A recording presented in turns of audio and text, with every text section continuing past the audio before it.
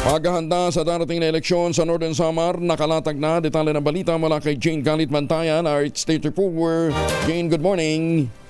Nag-convene naman ang Provincial Joint Peace and Security Control Center sa lalawigan ng Northern Samar bilang paghanda ngayong halalan kung saan inilatag ng grupo ang mga security measures para sa nasabing eleksyon. Kabilang sa dumalo si Attorney Fidel Amacna, ang Provincial Election Officer, Brigadier General Efren Morados, ang Commander ng 803rd Infantry Brigade Philippine Army, Police Colonel Sana Umingan, ang Provincial Director ng Northern Samar Police Provincial Office, Braille Amay, ang Deputy Station Commander ng Coast Guard. Kabilang sa napag-usapan ang security deployment plan sa mga lugar sa lalawigan.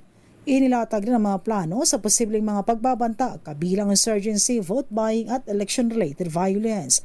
Napag-usapan din ang seguridad ng mga polling precincts, candidates at ang seguridad ng mga bubuto dito sa lalawigan ng Northern Samar.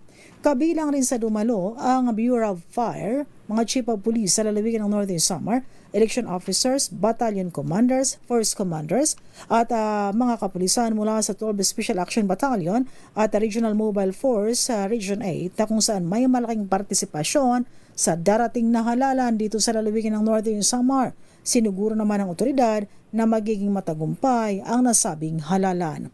Mula sa Aksyon Radyo Katarman sa lalawigan ng Northern Samar, Arts 34 Jane Galit Bantayan, una sa Pilipinas, una sa Pilipino. Daghang salamat, Jane Galit Bantayan.